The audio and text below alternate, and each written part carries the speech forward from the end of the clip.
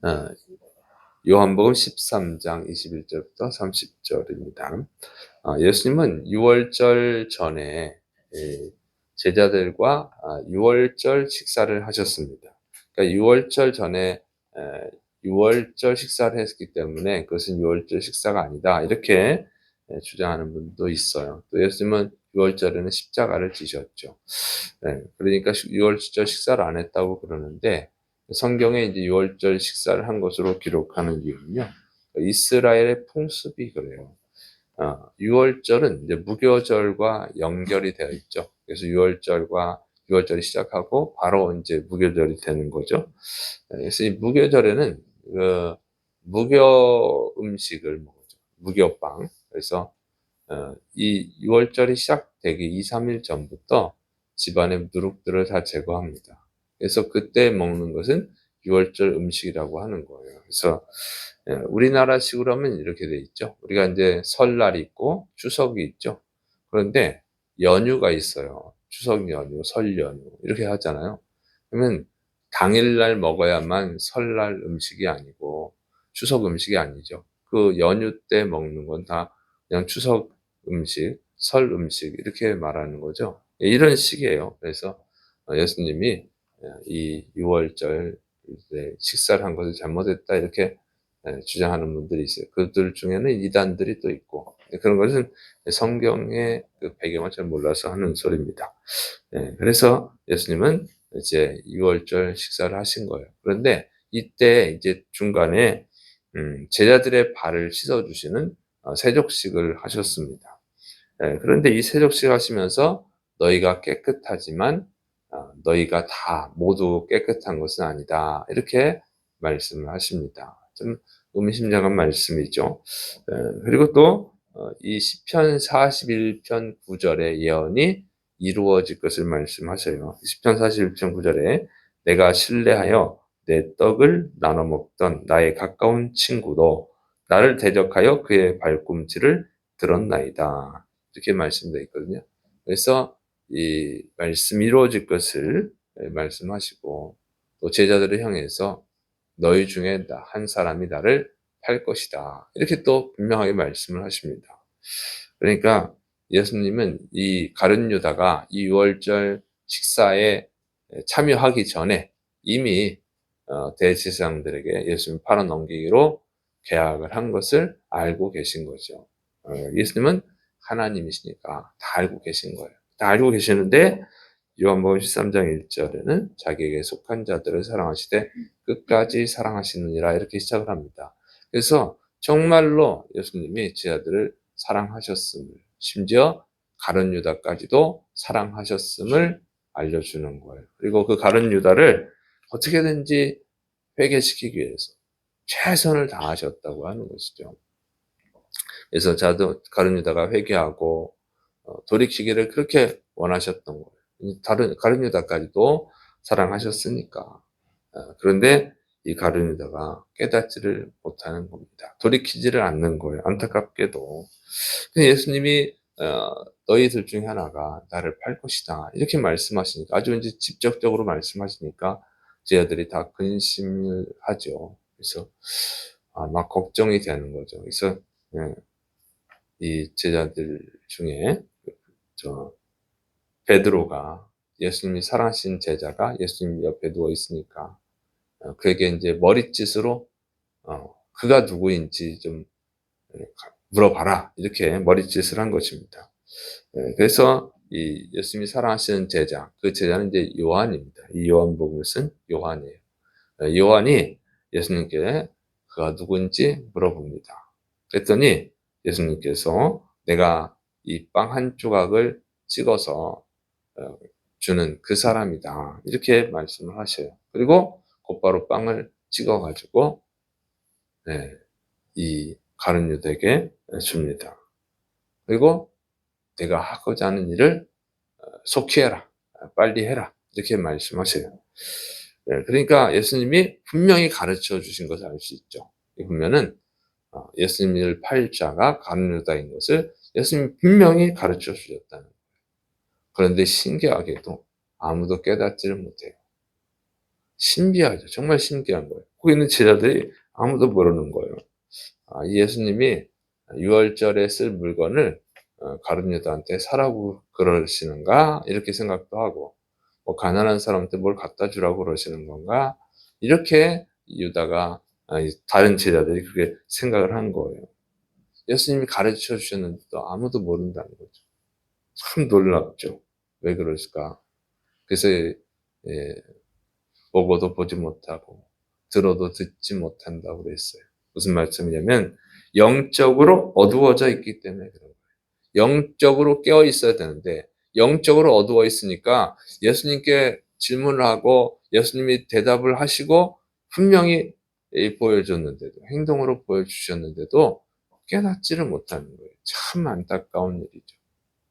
이게 마지막 때 일어나는 일이에요. 마지막 때 일어나는 일이다. 예수님이 제가 마지막 식사를 하는데 깨닫지를 못하잖아요. 어떻게 가능해? 그런데 그게 가능하다고 하는 거예요. 못 알아듣거든요. 못 알아듣고. 그래서 이게 성경에 이런 일이 많이 나옵니다. 이 노아가 하나님의 계시를 받아서 방주를 지었잖아요. 방주를 지었는데 그 방주를 지을 때부터 얼마나 이상하겠어요. 방주를 완성했어요. 그러면 사람들이 이제는 진짜 심판이 임하나 보다. 심지어 이 아무리 몰라도 노아의 며느리들의 부모는 알아야 되잖아요. 근데 아무도 방주에 안 들어와요. 참 신기하죠. 영적으로 어두워져서 그런 거예요. 이게 마지막 때는 항상 그렇습니다. 이 예레미야 선지자가 남유다 왕국의 멸망을 예언합니다. 바벨론에 의해서 진다고. 가짜 선지자 하나냐는 이긴다고 말하고. 그런데 바벨론에 져요. 한 번에 망하는 게 아니고 세 번에 걸쳐서 망해요. 예레미야 선지자가 예언한 대로 그대로 됩니다. 그런데 아무도 깨닫지 못해요. 그리고 결국 망해버려요. 하나냐 선지자는 또 죽는다고 예레미야 선지자가 예언을 하죠. 거짓 예언했기 때문에 당신은 죽는다. 죽었어요. 죽었는데도 깨닫지는 못해요. 이게 참 안타까운 일이에요. 영적으로 깨어있지 못하면 아무리 가르쳐줘도 듣지를 못하고 보아도 보지를 못하는 겁니다. 근데 뭐 제자들만 그런 것이 아니라 예수님이 그 시대 우리의 복음서를 보면 얼마나 많은 기적을 일으켜요. 각종 불치병을 다 고칩니다. 맹인의 눈을 뜨게 하시고 안진매 일으키게 하시고 나병 환자를 고쳐주시고 심지어 죽은 자도 살려주셔요. 오병이의 기적도 일으키시고 얼마나 많은 기적을 일으켜요. 또 풍랑을 잠잠케도 하시고 예수님 풍랑이를 걸어오기도 하시고 그거를 3년 동안 본 사람이 누구예요? 가룟 유다. 그런데 그 가룟 유다도 깨닫지를 못한다는 거예요. 참 안타까운 일이죠. 마지막 때 그래요. 주님께서 마지막에 있을 징조들을 다 말씀하시죠. 지금 거의 다 일어났습니다. 지금 주님 오셔도 아무런 이상이 없어요. 그런데도 깨닫지를 못해요. 동성애는 죄라고 성경에 분명히 기록되어 있잖아요. 아니라고 주장을 해요. 예수님 믿는 성도들이, 목사가, 천주교 교황이, 신부가. 이거는 정말 봐도 보지 못하는 거죠. 영적으로 어두우면 안 들린다는 거예요. 안 들린다. 영적으로 어두운 이유가 뭐예요? 이 첫째로는요, 욕심 때문에 그렇죠. 자, 다른 유다가 자기는 알잖아요. 자기는 알잖아. 그래도 돌이키질 않아요. 욕심이 너무 강하니까. 욕심이 너무 강하면 눈에 보이는 게 없는 거죠. 욕심이 너무 강해서 그래요. 그래서 욕심이 있던즉 죄를 낳고 죄가 장수한즉 사망을 낳느니라. 욕심을 버리지 않으면은 하나님의 말씀을 제대로 들을 수가 없어요. 보아도 보지 못하고 들어도 듣지를 못합니다. 바리새인들, 대제사장들, 사두개인들 다 똑같았어요. 다 욕심이 있어서 그래요. 두 번째로는 기도하지 않아서 그래요. 다른 제자들 기도를 안 하는 거예요. 예수님이 기도하라 그러면 뭐예요? 졸아요. 졸아. 기도하라 그러면 존다고. 그러니까 영적으로 어둡잖아요. 깨닫지를 못하는 거예요. 그러니까 욕심이 있고 또 기도하지 않으면, 욕심이 없어도 기도하지 않으면 모르는 거예요. 그래서 예수님이 깨어 있으라 말씀하시죠. 마지막으로 기도하실 때도 나와 함께 깨어 있으라. 깨어 있으라가 기도예요. 기도하라는 것을 깨어 있으라 이렇게 말씀하시는 거죠. 졸면서 기도하면 안 되니까. 기도해라. 졸면서 기도했는데요. 그건 필요가 없어요. 깨어 있어야지. 깨어서 기도해야지. 자, 그래서 이것을 주님의 말씀, 아무리 주님이 정말 답답하고 사랑해서 어떻게든지 구원해 보려고 여러 가지 말씀하시고 행동으로 보여주시고 직접적으로 내가 이 빵을 찍어서 갖다 주는 사람, 그 사람이야. 이렇게도 못 알아듣는 거예요. 다 안타까운 일이다. 그래서 우리가 이 종려주일에는 우리 욕심을 철저히 버리고, 이 고난 주간에 욕심을 버리고 정말 깨어서 기도해야 될 줄을 믿으시 바랍니다. 또 한 가지 더 있어요. 자, 근데 여기 보니까 이 가룟 유다가 이 조각을 받고 나갔단 말이죠. 그 중간에 나갔어요. 근데 이 사람들이 깨어있으면 어떻게 하겠어요? 제자들이 깨어있었다면. 가룟 유다, 그러지 마. 어? 막 붙들고 말려줬으면 가룟 유다가 어떻게 했겠어요? 예수님을 파는 죄를 안 졌겠지. 안타까운 거예요. 못 알아듣는 거예요. 못 알아들어, 제자들이. 그러니까 말리지를 못하는 거예요, 말리지를. 그래서 결국 가룟 유다는 영원한 죄인이 되고 맙니다. 또 가룟 유다가 여기서 예수님의 말씀을 듣고 양심의 가책을 느끼고, 내가 그러면 안 되겠구나. 예수님이 다 알고 계시는구나. 예수님이 다 아시는데도 나를 사랑하셔서 이렇게 걱정되는 염려하시는 말씀하시고 또 내 발까지 씻어주시고 내가 인간인데 짐승이 아닌데 이러면 안 되자고 그 자리에 계속 있었더라면 예수님을 파는 죄를 짓지 않았겠죠. 근데 가룟 유다가 그 자리를 이탈을 했어요. 그래서 나가버렸어. 그래서 죄를 지은 거예요.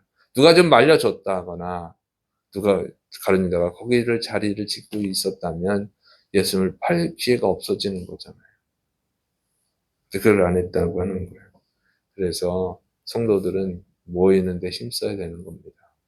말세가 되면 모이기를 피하는 어떤 자들이 나타난다고 그랬어요.